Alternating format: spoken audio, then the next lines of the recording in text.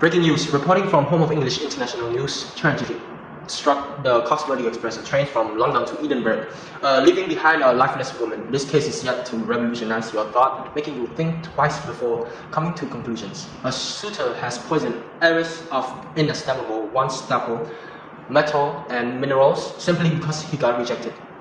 Now, here's a picture recently sent to the Home of English International News. We can see Lady VarnStapple laying unconscious on the train's bed in her luxury compartment. Her passing transpired from around 10 a.m. to 10:40 a.m. Mr. Holborn and a few of the other witnesses will be here with us to widen the view of how this crime was carried out and then finally solved. Will be on this case with us live from the railway station.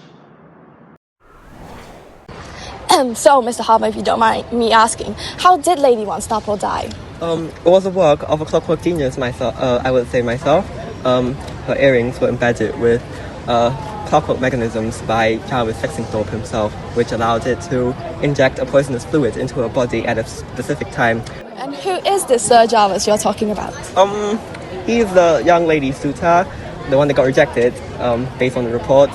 He was seen looking glaring at the lady while she was dancing, which triggered her to flee from the lobby back to her compartment. Oh, that's a heading, Mr. Holborn. And how's all this figured out? I don't mean to brag, but I'm quite the clockwork genius myself.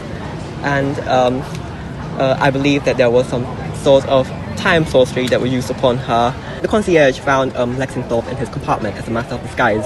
This alongside with evidence that would later be gathered inside his compartment room. Lady VarnStapple's original pair of earrings were found in his trash bin, alongside with a wet razor and black bobby clips. Well, that must have been an easy case to crack for you, Mr. Holborn. Thank you so much for your time. My pleasure. Excuse me, Mrs. Spicer, were you the gentleman to dance with Lady VarnStapple the night she was tragically murdered? I don't want to be reminded of it, but yes I am. That man gave me quite a spook. Lady VarnStapple was the most beautiful girl I ever laid my eyes on. I couldn't fathom anyone would commit such an act against someone so perfect. I'm very sorry to hear this. Was Lady VarnStapple ill or ailing during any point? When I was dancing, she was thriving. Her face was bright as the full moon on that night. Her red lips were glossy with no signs of paleness at all. I was leaning for a kiss, but I noticed that her gaze was fixed on something behind me. I looked back to see a man with a mustache, but I can't tell if he was staring back at me or not. Well, that's something. Thank you so much for answering. Pleasure. Now here we've got an interview with a grieving lady by our reporter, Benjamin. Are you alright? No, but did you say I'm not?